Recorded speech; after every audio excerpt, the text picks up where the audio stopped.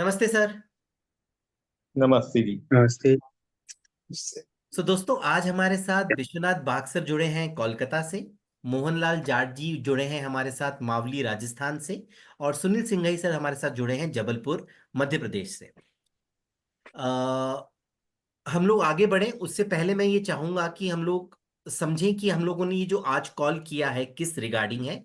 जैसा कि आप लोग जानते हैं, इंश्योरेंस एंजल्स पर हम लोग हमेशा से जो अभी करंट स्थिति है बैंक्स में, जहां पर कि बैंक्स के अधिकारी अपने टारगेट्स पूरे करने के लिए आम जनता के साथ में जो लोग एफडी लेने आते हैं या जो लोग लोन करवाने आते हैं, उनको इंश्योरेंस पॉलिसी गलत शर्तों या गलत वादे के भरोसे बेचा जा रहा है, उसके बारे में है ये केस। और आज हम लोग जो स्पेसिफाई करना चाह रहे हैं वो ये करना चाह रहे हैं कि जो तीनों हमारे साथ जो जुड़े हैं गेस्ट्स हमारे, वो तीनों ही एसबीआई बैंक की अलग अलग शाखाओं में और एसबीआई लाइफ की उनको रिटायर स्मार्ट प्लान बेचा गया है। तो तीनों में जो कॉमन लिंक है वो ये है कि ये तीनों ही इंडिया के अलग अलग कोनों से आते हैं। एक कोलकाता से आते हैं, एक जबलपुर एमपी से आते हैं, और मोहन जाट सर जो है वो मावली राजस्थान से आते हैं।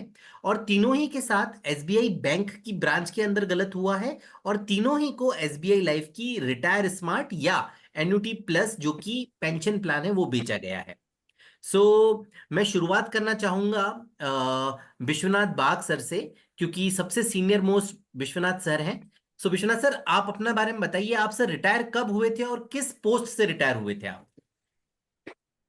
मैं 2008 साल 31 अक्टूबर 2008 2008 में साल 8 31। साल 31 अक्टूबर। ठीक है। और सर किस पद से और किस डिपार्टमेंट से आप रिटायर हुए थे? मैं रेलवे अधिकारी रूप से रिटायर किया as a deputy CMM. Okay. और ये जो हम लोग आज बात करना चाह रहे हैं जिस चीटिंग के बारे में, वो आपके साथ कब हुआ? यह हुआ कि 6 तारीख को हुआ। आगे एग्जैक्ट डेट नहीं सर, कौन से साल में हुआ वो बता दीजिए। एग्जैक्ट डेट हाँ, नहीं इसी तो साल चलेगा। में 5-6 तारीख को एक ही इसी साल में 5-6 तारीख को अगस्त में। अगस्त में। ओके। हाँ, इसी महीने, मतलब कि अभी अपना 26 अगस्त है, तो इसी महीने हुआ है या 2-3 महीने हुए हैं सर चीटिंग को? 2 महीना पार हुआ कि 3 महीना चल रहा है। ठीक बात है। और सर ये कौन सी ब्रांच में हुआ था? ये new Alipur Taratala branch SBI. Okay. जो अधिकारी इन्वॉल्व थे, आपको उनके नाम याद है? आप नाम बोल सकते हैं उनके? हाँ, मिस्टर जय मंडल, मिस तोपिनी दत्त। ओके। और ये जॉय मंडल जी से आप कब मिले, या इन अधिकारियों से आप कब मिले थे? तो मैं एक्चुअली कब से जानते थे, मैं ये कहूंगा। ये तो हम तो वहाँ का तो अकाउंट होल्डर है, हम लेन देन करते हैं जाते हैं लेकिन देखते हैं। तो ओके। उसके बाद मैं पैसे उठाता हूँ, मैं चले आता हूँ, किसी से कोई मतलब नहीं। ठीक है। तो इस बार इन्होंने क्या बोला आपको ऐसा? मैं गया था, मेरे कुछ पैसा जमा हुआ था 10 लाख रुपया। हम 2-5-5 लाख रुपया करके हम फिक्स डिपोजिट करने गए थे। ओके। तो उन्होंने कहा कि आप तो पेंशन होल्डर है, तो आप क्यों फिक्स डिपॉजिट करना चाहते हैं? ओके। तो मैंने बोला कि तो फिर बोलने लगा कि उससे बढ़िया आपको पॉलिसी देंगे जिसमें आपको टैक्स भी नहीं देना पड़ेगा और ज्यादा इंटरेस्ट मिलेगा, और आप 5 साल के बाद पूरा पैसा विड्रॉ कर सकते हैं। और ये छोड़ के आपको मेडिकल ग्राउंड में भी आप टोटल पैसा विड्रॉ कर सकते हैं। तो ओके। लेकिन जब जब मेरा घर में जब किताब रिसीव हुई, तब देखते हैं कि उसमें टर्म्स एंड कंडीशन में कुछ नहीं है। हम्म। उसमें ना पैसा विड्रॉ करने की सवाल है ना कुछ है। तो सर मैं तो खतरा में डाल गए। तो इसीलिए मैं उनके पास गया था कि इसको मैंने सरेंडर करने के लिए। हाँ बोलता हाँ। है कि नहीं होने वाला है, नहीं होने वाला है। ओके। तो जो करना है कीजिए, यही बात बोल के तब हम क्या करेंगे, चले आए। तो उसके बाद तो यही बात और उसके बाद मैं कुछ ये जो 5 साल के बाद जो आपको विड्रॉ कर सकता है, इसको कंफर्म करने के लिए मैं थोड़ा टेप रिकॉर्ड करके रख दिया। ठीक बात है सर, मैंने वो टेप रिकॉर्डिंग जो आपने करी है वो सुनी है मैंने। और मैं कोशिश करूंगा कि वो इस वीडियो के एंड में वो मैं जो रिकॉर्डिंग है वो चलाऊं मैं। सो पर मैं कुल मिलाकर के जो आपसे चीज समझना चाह रहा था वो ये था कि उन लोगों को पता था, बैंक के अधिकारी को पता था कि आपको पेंशन मिलता है। हाँ मिलता है। ओके। उनको ये पता था कि आपको पेंशन की जरूरत तो नहीं है क्योंकि आपको सरकारी पेंशन ऑलरेडी मिल रहा है। नहीं है, बिल्कुल ठीक बात। जरूरत नहीं है। बिल्कुल ठीक बात है सर। अब मैं आपके पास वापस से आऊंगा थोड़ी देर बाद में। एक बार मैं सुनील सर से बात कर लेता हूं सर।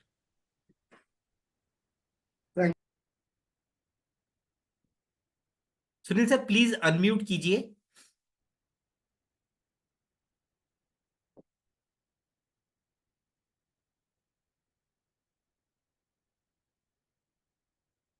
नहीं सुनील सर, आपकी आवाज नहीं आ रही है, आपको अनम्यूट करना रहेगा। हेलो। हाँ जी, हाँ जी। हेलो।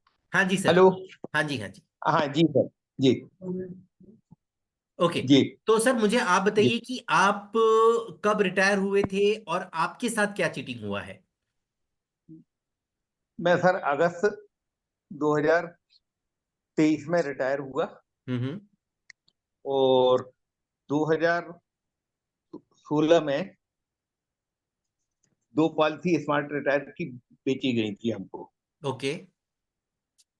और फिर ये बोल के बताया था कि ये एफडी से ज्यादा इसमें लाभ मिलेगा। और 5 साल बाद 5 साल की लॉकिंग रहेगी। हम्म। जब चाहे उसके बाद में आप तब तक पैसा निकलवा सकते हैं। ठीक बात है। तो दो दो, दो और दो 4 हमको पॉलिसी बेची गई थी। मैंने सर आपका केस देखा है सर, आपके हम लोगों ने दो केस पहले जी। फाइट भी किए हैं। जी। आपको कुछ पॉलिसीज 2016 में बेची गई हैं और कुछ पॉलिसीज 2019 में बेची गई थी। जो जी। जी। 2019 की पॉलिसीज हैं उनमें हम लोगों ने कंप्लेन फाइल किया था। और मैं ऑडियंस को बताना चाहूंगा कि ऑडियंस, वो केसेस हाईलाइट करने के बाद में एसबीआई बैंक के जो सीनियर मैनेजमेंट है, एसबीआई लाइफ का जो सीनियर मैनेजमेंट है, उन्होंने सुनील सर का बात को समझा और उनके केसेस को उन्होंने कैंसिल करके उन्हें पैसा लौटाया। सही कह रहा हूँ सुनील सर? बिल्कुल सही सर। ओके। तो सर ये जो 2019 की पॉलिसीज कैंसिल हो गई हैं, ये जी। 2019 की पॉलिसीज और 2016 की पॉलिसीज जिनके बारे में आज आप कंप्लेन करना चाह रहे हैं, उन दोनों में जी क्या फर्क है? और ये 2016 की पॉलिसीज के बारे में आज आप कंप्लेन कर रहे हैं, इनके बारे में आपने पहले कंप्लेन क्यों नहीं किया था? सर हमको जब ये 5 साल हुए जो पॉलिसी आपने रिजॉल्व करवाई, तभी हमें यानी वहां पे तो वो पैसे देने तैयार नहीं थे कि हम पूरे देंगे। यानी जैसा हमको बैंक के ऑफिसर ने बताया था। तो हम्म। हम ये हमारा पैसा काफी पिछली दो पॉलिसी का भी ब्लॉक था तो हमने आके पॉलिसी के डॉक्यूमेंट की स्टडी करी। तो हम्म। ये जो एन्युटी प्लस उन्होंने हमको दी है, वो एसबीआई लाइफ वालों पहले तो हमको पॉलिसी तो ओरिजिनल पॉलिसी तो हमको बैंक से ही दी गई थी। और ये बाद में जब 5 साल हो गए तो उन्होंने कहा कि अब तो आप एसबीआई लाइफ के ऑफिस जाइए। तो वहां पर हम फिर जाके उनसे तो बोले अब इसका कुछ नहीं हो सकता है। और ये आपको एन्युटी प्लस लेना ही पड़ेगा, हम्म। नहीं तो आपका पैसा नहीं मिलेगा। तो हमने मजबूरी में फिर ये एन्युटी प्लस ली। ओके। मैं समझाता हूँ सर। जी। एक्चुअली मैं अपनी ऑडियंस को समझाने की कोशिश करता हूँ जो आप कहना चाह रहे हैं। जी। ऑडियंस, जी। दो तरह के प्लान्स है एसबीआई में। एक है एसबीआई का रिटायर स्मार्ट और एक है एसबीआई का एन्युटी प्लस। हम लोगों ने जो पिछले कुछ वीडियो डाले हैं, अगर आप उनको ध्यान से गौर से सुनेंगे तो रिटायर स्मार्ट के कुछ अलग अलग वेरिएंट्स निकले थे, एन्युटी प्लस के कुछ अलग अलग वेरिएंट्स होंगे। मोटा मोटी ये है कि रिटायर स्मार्ट एक ऐसा प्लान है जिसमें आपको कुछ साल तक पैसा जमा करना होता है, उसके बाद में आपको पेंशन मिलना शुरू होती है। जब पेंशन मिलना शुरू होती है उससे पहले वो रिटायर स्मार्ट का प्लान कैंसिल होकर के एन्युटी प्लास एन्युटी प्लान में कन्वर्ट होता है। और एन्युटी प्लान से आपको उसके ऊपर पेंशन मिलना शुरू होता है। कुछ प्लान्स ऐसे होते हैं जिनमें शुरुआत से ही एन्युटी प्लस प्लान दिया जाता है, जिसमें रिटायर स्मार्ट होता ही नहीं है। वन टाइम एक एन्युटी पॉलिसी में में पैसा इन्वेस्ट किया जाता है और क्लाइंट को अगले महीने से, नेक्स्ट महीने से या नेक्स्ट ईयर से ही उनको पेंशन मिलना शुरू होता है। सुनील जी के केस में क्या हुआ था, 2016 में 2 पॉलिसीज बेची गई रिटायर स्मार्ट, 2019 में 2 पॉलिसीज बेची गई रिटायर स्मार्ट। जो 2019 में पॉलिसीज बेची गई थी, उनको 5 साल जब पूरे हुए, तब सुनील सर जब पैसा लेने के लिए गए, तब उन्हें पता लगा कि इन्हें पैसा इसमें रिटर्न लेने का प्रोविजन ही नहीं है। ओके, तो जो कि इनको धक्का लगा, इनको लगा कि मैं तो ऑलरेडी पेंशन धारी हूं, उसके अलावा इनके पास 2016 की पॉलिसीज से भी पेंशन आ रहा था। अब जो 2019 की पॉलिसीज थी, उनमें भी इन्हें कहा जा रहा था कि आप पेंशन नहीं लीजिए, हम लोग आपको एक मुश्त नहीं देंगे। तो सुनील सर को थोड़ा झटका लगा, क्योंकि उनको पैसे इकट्ठे एक मुश्त की जरूरत थी। उन्होंने उस टाइम पर 2019 की पॉलिसीज के बारे में कंप्लेन किया, और जो कि 2024 में इसी साल अप्रूवल आया और उन्हें पैसा लौटाया गया। नाउ अब यही सेम दिक्कत इन्हें 2016 में जो पॉलिसी इशू हुई थी, वो 2021 में जब पूरी हो गई थी, उन्हें कन्वर्ट करके एन्युटी में, एन्युटी प्लस प्लान दिया गया, और उस एन्युटी से इन्हें पेंशन मिल रहा है। अब इन्हें पता लग रहा है कि वो एन्युटी प्लस वाले प्लान में सरेंडर का क्लॉज ही नहीं, वो चाहे भी तो अपनी जीते जी उस पॉलिसी से पैसा निकाल नहीं सकते हैं। वो पैसा इनके केवल नॉमिनी को मिलेगा, इनके जीते जी इनको काम नहीं आएगा। सही कह रहा हूं सुनील सर? हाँ, जरूरत पड़ने पे निकाल ही नहीं सकते। निकाल ही नहीं सकते। सो ये इश्यूज हैं। जो जो रिटायर स्मार्ट या एन्युटी प्लान्स या जो भी पेंशन प्लान्स बैंक्स में बेचे जा रहे हैं, वो ये बिना बताए बेचे जा रहे हैं कि उनमें जो विड्रॉल क्लासेस, जो विड्रॉल क्लॉजेज हैं, वो बहुत सख्त हैं। कुछ केसेस में आप केवल 1/3 अमाउंट निकाल सकते हैं। ओके, कुछ केसेस में वो भी अलाउड नहीं है।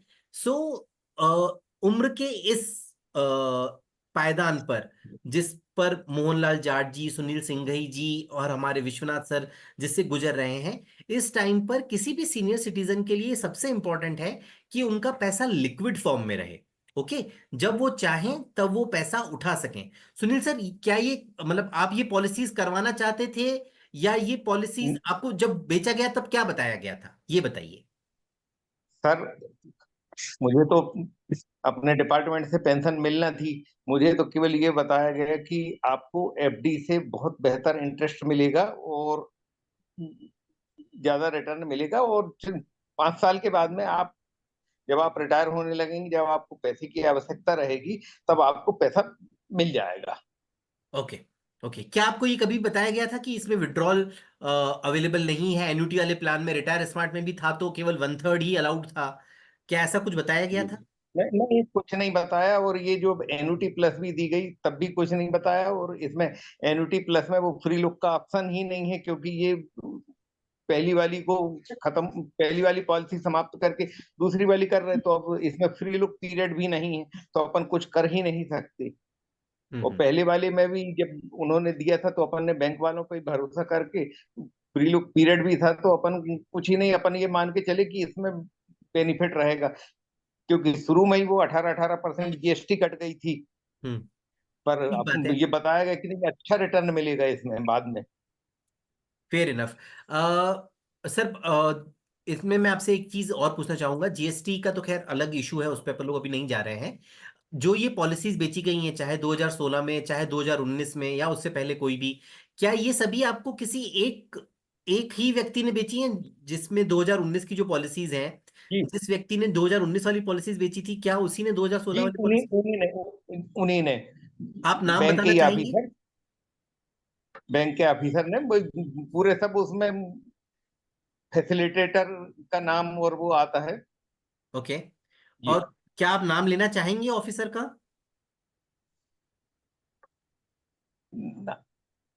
जोशी मैडम है एक।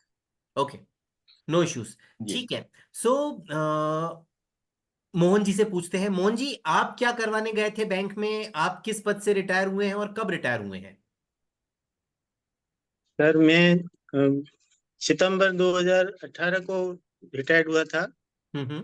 और ये मैं मेरे जैसे ही पेंशन 2019 में आई, और मैं मार्च 2019 में बैंक में गया था। हम्म। तो पैसा जो अतिरिक्त पैसा था वो मेरे को एफडी करवानी थी। तो मैंने जैसे ही वहाँ जाके कहा, तो उन्होंने, वहाँ के बैंक के जो कर्मचारी थे, उन्होंने ये कहा कि आपको इसमें तो 7.3 ही इंटरेस्ट रेट मिलेगी, इससे बनिस्पत आप ये पॉलिसी ले लीजिए जिसमें आपको 9% ब्याज रेट मिलेगी, और आपको 5 साल बाद इसमें भी आप एफडी की तरह पैसा, सब पैसा वापस निकाल सकते हैं। ओके तो इस तरह से करके मेरे को ये पॉलिसियां दी गई। ओके। और सो फिर जब, हाँ, बोल जाइए बोल जाइए। हाँ, 5 साल के बाद में जब ये, तब तक वो उनसे बात होती रही तो वो यही कहते रहे कि आप चिंता मत करो, आपके डायरी में दिलाऊंगा।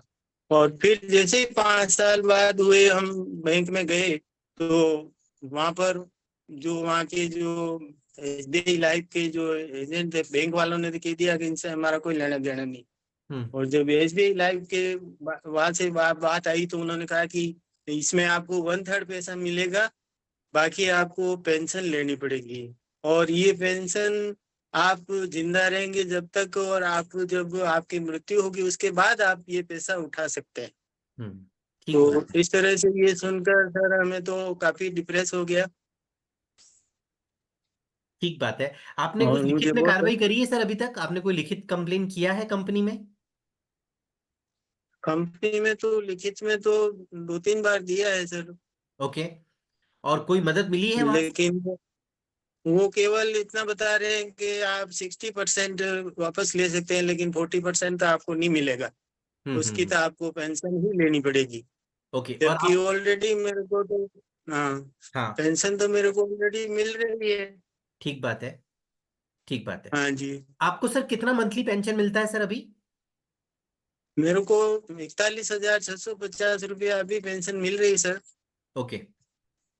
हाँ सो ऑडियंस, तीनों ही केसेस में हम लोगों ने ये देखा कि तीनों ही पेंशनधारी हैं। बाग सर, आपका प्लीज अनम्यूट कीजिएगा, आपका ऑडियो अनम्यूट कीजिए प्लीज।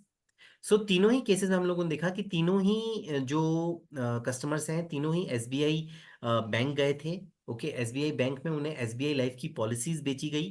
तीनों ही जन जो है वो पैसा एफडी करवाना चाहते थे। अगर मैं कहीं कुछ गलत बोलूं तो मुझे रोकिएगा। आप लोग तीनों एफडी ही करवाना चाहते थे? यस हाँ, सर। बिल्कुल सर। ये भी हाँ, ये भी यस, करना। आपने ये पॉलिसी के बारे में पूछा था या आज पॉलिसी के बारे में आपको बताया गया? तो खाली बोला गया कि ये इसमें आपको ज्यादा टैक्स लगेगा और टैक्स आपको देना नहीं पड़ेगा, हम लोग बढ़िया पॉलिसी कर देता हूँ, उसमें ज्यादा इंटरेस्ट मिलेगा। और यही हमको खाली बोला है कि इसी ओके। सिलसिले में। पर आपने सर बैंक मुझे में भी, जाकर के, आपने बैंक में जाकर के पॉलिसी के लिए मांगी थी पॉलिसी, या आपने एफडी मांगी थी? हम एफडी मांगे थे, हम पॉलिसी नहीं मांगे। ओके। हाँ, सुनील सर, आप बताइए सर, आपने क्या बोला था बैंक में? नहीं नहीं, देखिए बैंक में खाते में पैसा था, तो उन्होंने कहा कि ये खाते में पैसा रहने की बजाय, जैसे हमारा पीपीएफ का मैच्योर हुआ, बच्चों का मैच्योर हुआ, तो उन्होंने कहा ये हम सही जगह पे इन्वेस्ट कर दे रहे हैं, हम्म। इससे आपको ज्यादा रिटर्न मिलेगा और अच्छा रहेगा और बहुत बेहतर रहेगा। समझ गए। जी ठीक बात है। मोहन जी, जी। आपने क्या मांगा था? या आप गए थे बैंक, या आपके पास बैंक से फोन आया था? क्या हुआ था आपके केस में? सर पैसा जैसे ही खाते में आया सर, मेरे कुछ टाइम मेरे को जाने का नहीं मिला बैंक में, मेरे को टाइम नहीं मिला। उसके ओके। पहले कुछ पैसे मेरे निकाल लिए थे, और फिर बाद में पैसा फिर भी बैंक में था, तो उन्होंने वो पैसा देखकर जो है मुझे फोन करके बुलाया। और ओके। फिर मैंने उनसे पूछा कि भाई क्या बात है, तो वो, मैंने कहा कि पैसे का आपके इतने सारे पैसे पड़े हैं, तो आप फालतू ही पड़े हुए हैं, ये इनका इन्वेस्ट में लगा दीजिए, मैंने कहा एफडी कर दीजिए मेरे तो। और उन्होंने कहा कि एफडी में तो आपको बहुत कम ब्याज मिलेगा, 7.3 ही मिलेंगे, और इसके बनिस्पत आप ये कुछ दूसरे जो पॉलिसीज हैं उनके बारे में बताया, और उन्होंने कहा कि इसमें आपको फर्क कुछ नहीं है, बाकी आपको इंटरेस्ट रेट इसमें 9% के लगभग आपको इंटरेस्ट रेट मिलेगा। और जैसे एफडी 5 साल के बाद आप पूरी ले सकते हो, वैसे इसमें भी आपको 5 साल के बाद में मिल ओके। जाएगी, और आगे लंबे समय रखोगे तो आपको और डबल लाभ होगा। ऐसा करके हमें इस तरह से दिया गया। समझ गया। आपके केस में सर जो अधिकारी इन्वॉल्व थे उनका नाम बताना चाहेंगे आप? हाँ सर, एक तो जो वहाँ के बैंक के जो कर्मचारी थे लविश सोनी थे, हम्म। और उनके जो अधिकारी हैं वो मस्तराम मीणा थे। ओके, हाँ जी। ठीक है। ऑडियंस, मैं तीनों केसेस के डॉक्यूमेंट्स में तो नहीं जा पाऊंगा, बट मैं आपको कुछ डॉक्यूमेंट्स मोहनलाल जाट जी के रेफरेंस से मैं सारा केस आपको समझाना चाहता हूं, क्योंकि लगभग लगभग तीनों का केस करीब करीब सेम है। तो मैं आपको मोहन जाट जी के जो डॉक्यूमेंट्स हैं उनके मार्फत समझाना चाहता हूं। आप लोग प्लीज मेरे साथ रहिएगा। जी तो ठीक है, तो बंद हो गया। ओके, सो तो ये वो डॉक्यूमेंट मोहन जी के कुछ डॉक्यूमेंट्स मैं आपको दिखाना चाह रहा हूं। ये ऑलरेडी जो उनको पेंशन मिल रहा है, ये डॉक्यूमेंट से हम लोग शुरुआत करते हैं। तो जैसा कि हम लोग देखेंगे, उनको एक अच्छा खासा पेंशन करीब 23,800 रुपये जब वो रिटायर हुए थे तभी से मिल रहा था। मोहन जी, सही कह रहा हूं मैं? हाँ, 27,000 थे सर। थोड़ा वो बीच में वो। No issues. हाँ, मतलब 23-27 हजार आपको हाँ कुछ मिल रहा था आपको हाँ ऑलरेडी। यार, वो डीए डीए नहीं जुड़ा था, बस यही था। ठीक है, ठीक है। तो ये पेंशन हाँ उन्हें ऑलरेडी मिल रहा था। इसके बाद में जो इंपॉर्टेंट चीज मैं दिखाना चाह रहा हूं, ये अगर हम लोग देखेंगे उनके पॉलिसी डॉक्यूमेंट, तो हर डॉक्यूमेंट जो है वो स्टेट बैंक ऑफ इंडिया से इशू हुआ है। तीनों ही डॉक्यूमेंट, तीनों ही केसेस में यही हुआ है। जो फर्स्ट पॉलिसी इशू हुई है वो स्टेट बैंक ऑफ इंडिया से हुई है, अलग अलग ब्रांचेस से। जैसे इस केस में मावली से इशू हुई है, विश्वनाथ जी के केस में कोलकाता से इशू हुई है, और सुनील जी के केस में उन लोगों के मध्य प्रदेश की कोई ब्रांच है वहां से इशू हुआ है। ओके। इसके बाद में जो सर के केस में सबसे इंपॉर्टेंट चीज है, मोहन जी के केस में अगर हम लोग देखेंगे, तो इनके जो कांटेक्ट नंबर हैं वो जानबूझ के गलत डाले गए, वो भी दिखाना चाहता हूं मैं। प्लस मैं ये दिखाना चाहता हूं कि फॉर्म भरते समय जिसने भी फॉर्म भरा था, हम लोग ये नहीं कह रहे हैं कि मोहन जी ने भरा था या हम ये मोहन जी ने साइन किए, फाइन इनफ, पर जो प्रिफर्ड लैंग्वेज ऑफ कम्युनिकेशन रखी गई थी वो हिंदी रखी गई थी। हालांकि हिंदी का कोई भी डॉक्यूमेंट पॉलिसी के साथ अटैच नहीं है, पूरा डॉक्यूमेंट जो है वो इंग्लिश में ही आया है। इसके बाद में अगर हम आगे चलते हैं तो हम लोग देखेंगे Mohan ji mobile number, contact number जो डाला गया है वो डाला गया है 9252542978। मैं आमतौर पर सारे ये जो डिटेल्स होती हैं इनको मैं छुपा देता हूं, इनको मैं शो नहीं करता हूं। मोबाइल नंबर बताने का कारण ये है, मोहन जी जो नंबर मैंने पढ़ा वो नंबर आपका है? नहीं जी, मेरा नहीं है, न जाने उनका ही किसी का था, मेरा ओके। नहीं है। सो ऑडियंस, मैं आपको ये समझाना चाहता हूँ कि ये नंबर गलत क्यों डाले गए। ऑडियंस, एक प्रोसेस होता है प्री इश्योरेंस वेरिफिकेशन कॉल का।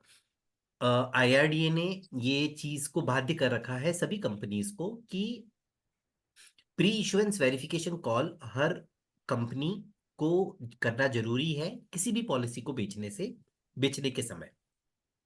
हालांकि कई कंपनीज पीआईवीसी अभी भी नहीं कर रही हैं, उन्होंने उसको, कोई company pre insurance verification confirmation कर रही है। सो अलग अलग कंपनीज ने कहीं ना कहीं प्रोसेस को ट्वीक किया है।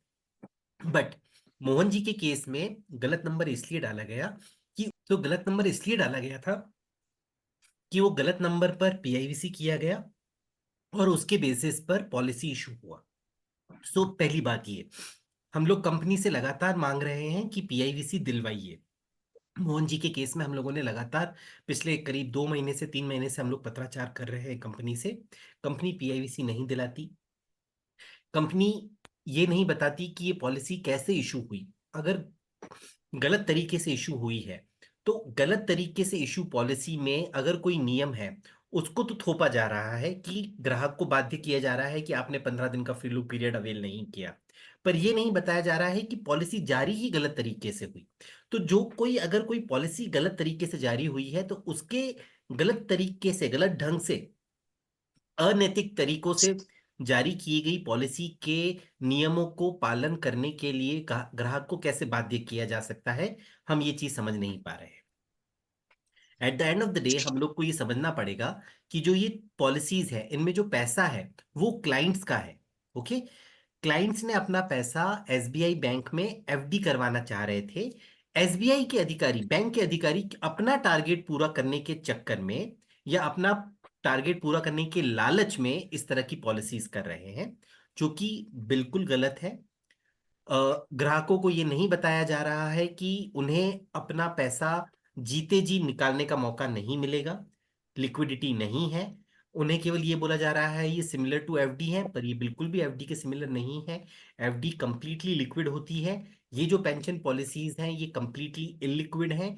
इनसे ग्राहक पहले तो 5 इयर्स तक बंद ही गया, 5 years 10 years what ever term, उस पीरियड में तो निकाल ही नहीं सकता।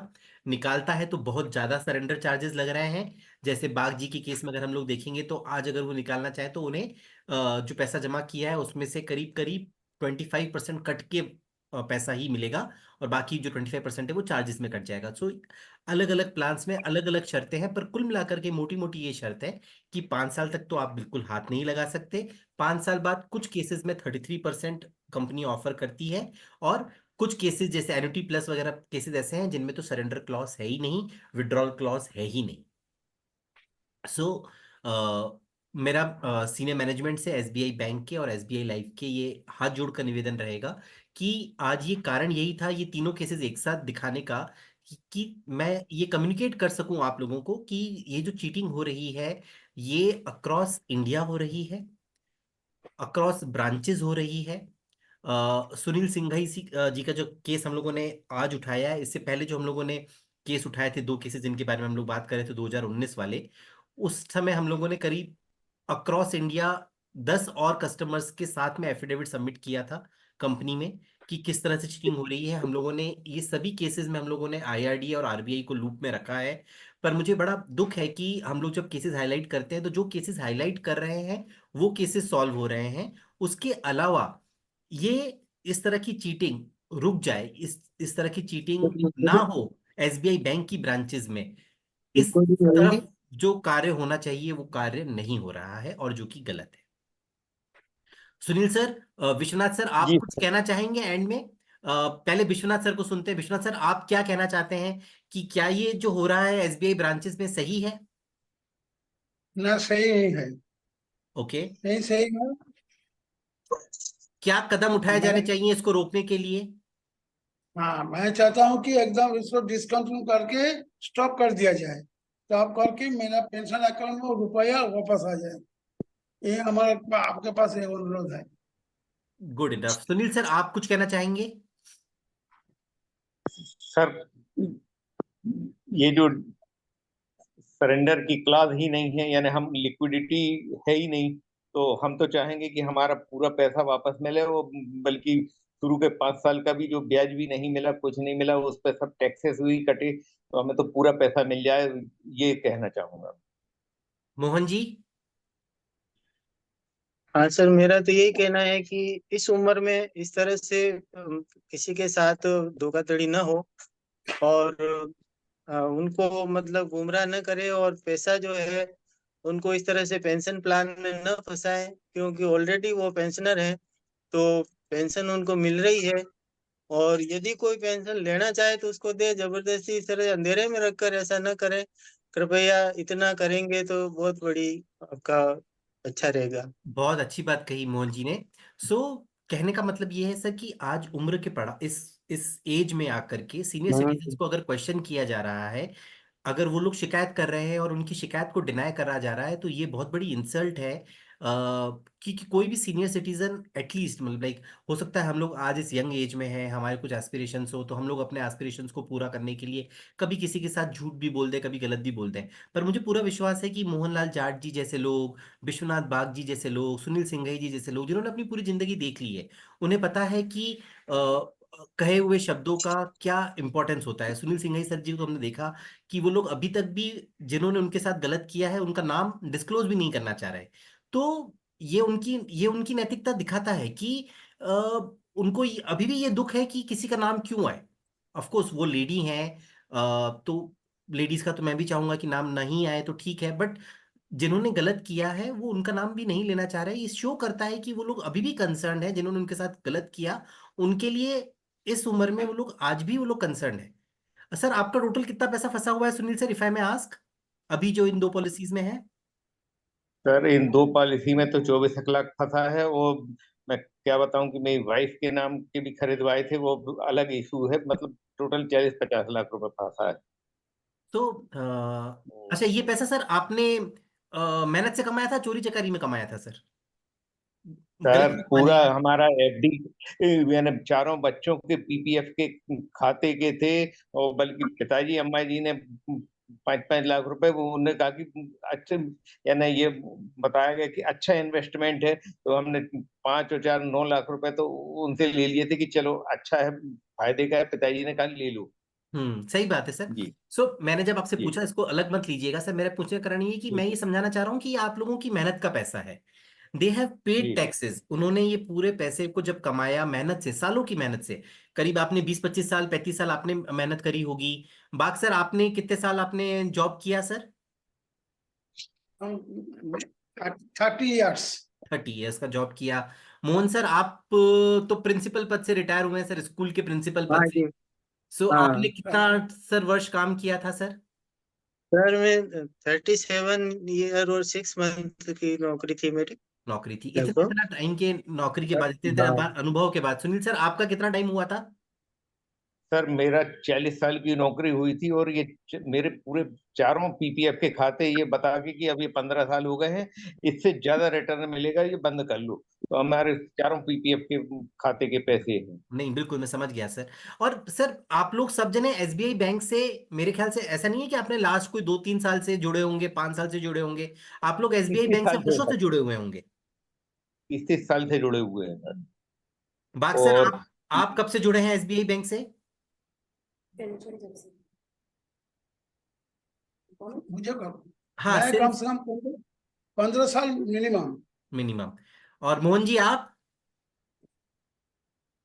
मैं सर 22 साल से जुड़ा हूँ सर। इन इन इतने डिकेट्स में जो जो आप 10-10 12 साल 15 साल 22 वर्ष। 20-20 साल 30-30 साल से जुड़े हुए हैं, आप लोगों ने कभी एसबीआई बैंक में कोई फालतू की, कोई फिजूल की कोई शिकायत करी?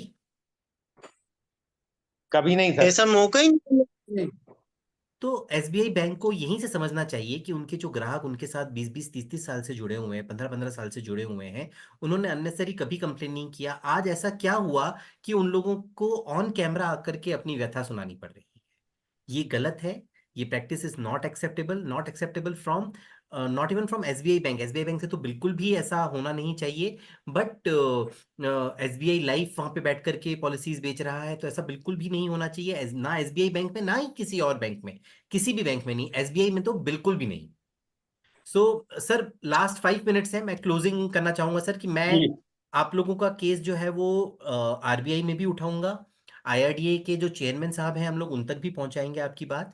और मैं कोशिश करूंगा कि आप लोगों को न्याय मिले, एसबीआई बैंक एसबीआई लाइफ आपकी बात को समझे, जी और आप जैसे इतने सीनियर सिटीजन्स कस्टमर्स को परेशान नहीं किया जाए। और हम लोग कंप्लेन तुरंत फाइल करेंगे, और हम लोग चाहेंगे कि आपको तुरंत राहत मिले। जी और कुछ कहना चाहते हैं सर आप लोग? मैं सर, ये ये तो कहना हाँ जी, बात मैं सर ये बोलिए। कहना चाहता हूँ मैं यह कहना चाहता हूँ कि मेरा पॉलिसी को रद्द करके मेरे पास खाली पैसा वापस कर दिए, यही हमारा अर्जी है। ठीक बात है। उसको एकदम बंद कर देना चाहिए। बिल्कुल ठीक है। मैं सर बात पहुंचाऊंगा, और मुझे पूरा आशा है कि आपको न्याय मिलेगा। Thank you. जी thank you sir. Thank you, thank you Sunil sir, thank you Mohan sir, thank you thank Bag you. Sir, thank you Vishwanath sir, thank you.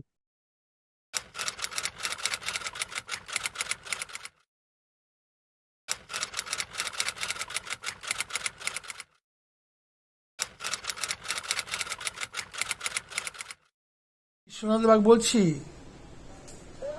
হ্যাঁ বলছি যে ওই যে মিস্টার জয় মন্ডল আর আপনি উভয় মিলে আমার একটা ওই এসবি লাইফের স্মার্ট অ্যানুইটি প্লাস অপশন 1.2 অনুযায়ী 15 লাখ টাকার একটা পলিসি করিয়েছিলেন, মনে আছে? হ্যালো। আপনি না একদিন বন্ডটা নিয়ে ব্রাঞ্চে আসুন। হ্যাঁ হ্যাঁ আমি যাব আমি খালি একটু আপনি বুঝতে পারছেন না না আমি যেতে পারবো না, আমি যেতে পারবো না বলি, শুনুন আমি যেতে পারবো বলি 1 মিনিট আপনাকে কথা বলবো, বেশি বলবো না। বলছে স্মার্ট অ্যানুইটি প্লাস অপশন 1.2 অনুযায়ী 15 লাখ টাকার যে আমি পলিসি করেছিলাম, সেটা তো মনে আছে তো আপনার? হ্যালো। হ্যাঁ, কেন থাকবে না? হ্যাঁ হ্যাঁ সেই বলছি আর কি। তা আর বলেছিলেন যে 5 বছর পরে আপনি 15 লাখ টাকাটা পুরো উইথড্রল করতে পারবেন, এইটা বলেছে আমাকে ওই সময় বলেছিলেন আর কি। আর আমি এখনো বলছি। হ্যাঁ ওই তো এইটুকু, আর বেশি বলবো না আপনাকে। আর হঠাৎ যদি টাকার প্রয়োজন পড়ে, আপনি বলেছেন মেডিকেল গ্রাউন্ডে টাকাটা দিতে পারবেন। আমি এখনো বলছি হ্যাঁ ওই তো। তখন যেটা বলেছিলাম এখন তো চেঞ্জ করবো। আচ্ছা তো ওই মেয়ে বারবার বলছে বলে একটু বললাম। আচ্ছা ওই যে ডিটেল যে প্রুফের প্রিন্ট আউটটা আমাকে দেবেন বলেছিলেন তো ওটা। আর আপনি মেয়েকে বলবেন নাম্বার নিয়ে রেখেছি, তাও ওদের হ্যাঁ। বলবেন, ওদের দুই বোনের ওটা প্রসেস হয়ে গেছে।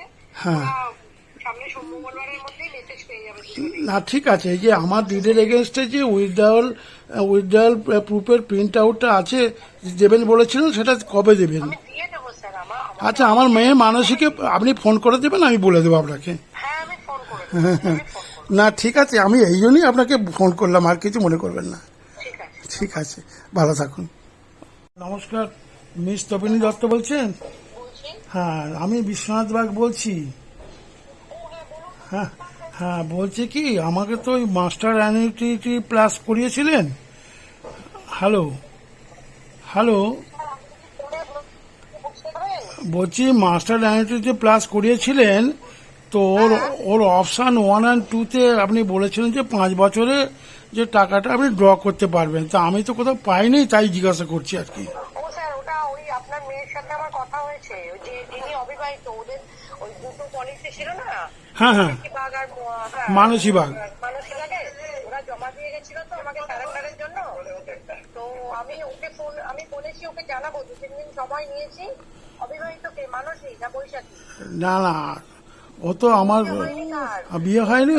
বিয়ে, আচ্ছা প্রুফ অফ প্রিন্ট ওকে দেবে বলেছিলেন না? হ্যাঁ আমি বলেছি, ওটাই বলছি। ওটা কে, মানসী না বৈশাখী? ওটা আমার মেয়ে মানসী। মানসী, হ্যাঁ আমি মানসীকে বলেছি জানাবো। আমি মানসীকে ফোন করবো স্যার, আর আচ্ছা, আচ্ছা। কাল পরশুর মধ্যে আমি ফোন করে ওকে পুরোটা বলছি। ঠিক আছে? মানে হচ্ছে কি, যে প্রুফ অফ প্রিন্ট আউট আছে ওটা কি সব লেখা থাকবে? হ্যাঁ আমি যেটা দেবো সেখানে সব লেখা থাকবে স্যার। ও 5 বছরের মধ্যে টাকাটা তোলা যাবে? হ্যাঁ হ্যাঁ হ্যাঁ। আচ্ছা আচ্ছা, আর একটা কথা বলে একটুখানি কথা বলছি, যে মেডিকেল গ্রাউন্ডে যে আমার টাকাটা কিভাবে পেতে পারি, যদি আমার মেডিকেল গ্রাউন্ড। আমি স্যার মানসীকে সব বলে দেবো। না তাও আমাকে একটু বলুন না, ব্যাস আমি শুনতে শান্তি পাবো। বলুন মেডিকেল গ্রাউন্ডে কিরকম হবে? ধরুন আপনার শরীর খারাপ হলো, হ্যাঁ। সিরিয়াস শরীর খারাপ, হসপিটালাইজেশন, অনেক টাকার ব্যাপার এরকম থাকবে। না না, কিরকম শরীর খারাপ তো জ্বর জ্বালা হলে হবে না না? না না না না না না স্যার, আমি বলে দেবো আপনাকে। না তাও মোটামুটি একটু। স্যার আমি একটা কথা বলি, হ্যাঁ। না এত কথা বলা যায় না। না একটুখানি বলুন, আমি ছেড়ে দিচ্ছি। তাহলে না না না, আপনি ভুলে যাবেন স্যার। আপনি আচ্ছা বলুন, আচ্ছা ঠিক আছে, আমার মেয়ে যাবে তো, তাও আমাকে একটু বলুন, আমি শুনে রাখি। আমি বলে দেবো স্যার। আমি যেদিনকে আমি তো এখনো সবটা হাতে পাইনি, আমি হাতে পাই আমি সব তা মোটামুটি মেডিকেল গ্রাউন্ডে পাওয়া যাবে তো? আমি আপনাকেও বলে দেবো, মানসীকেও বলে দেবো স্যার। ঠিক আছে? আচ্ছা, আমি দুজনকেই বলে দেবো। তার মানে মেডিকেল গ্রাউন্ডে পাওয়া যাবে, এই তো? আমি তো না বলিনি স্যার, আমি আচ্ছা, আপনাকে আচ্ছা। কি বললাম আমি বলে দেবো স্যার। ওরে বাবা। হাতে পাই, আমি জিনিসটা হাতে পাই, হ্যাঁ হ্যাঁ, ভালো করে সব জিনিসটা একদম প্রপারলি বলে দেবো স্যার। আচ্ছা আচ্ছা, প্রপার প্রিন্ট আউট আপনি দিয়ে দেবেন তাহলে না? হ্যাঁ আচ্ছা একদম একদম। আচ্ছা, তাহলে ওটা কবে যাবে একটু বলে দেবেন তাহলে। আমি ফোন করবো মানসীকে, আমি বলেছি ফোন করবো। আচ্ছা আচ্ছা আচ্ছা, না ঠিক আছে, যদি কিছু সলিউশন হয় আর কি, যদি আপনাদের সহযোগিতা ছাড়া তো আমি কিছু করতে পারবো না না। ঠিক আছে স্যার, ঠিক আছে ঠিক আছে। আর জয়বাবুও বলেছিলেন যে 5 বছরের টাকা তোলা যায়। আমি তো এখনো বলছি 5 বছর পরে টাকা তোলা যায়, চিন্তা করছেন না? না ঠিক, দিয়ে দেবো প্রিন্ট আউট, চিন্তা করবেন না ঠিক আছে, ওই প্রিন্ট আউট জানি ও যাবে আর কি। ঠিক আছে, একটা আমি বলেছি। আচ্ছা ওদের তো টাকা পাওয়ার ব্যাপার আছে, আমি বলেছি ফোন আমি বলে দেবো। আচ্ছা আচ্ছা আচ্ছা, ওকে ঠিক আছে, ভালো থাকুন। ওকে, ঠিক আছে, ওকে, রাখছি।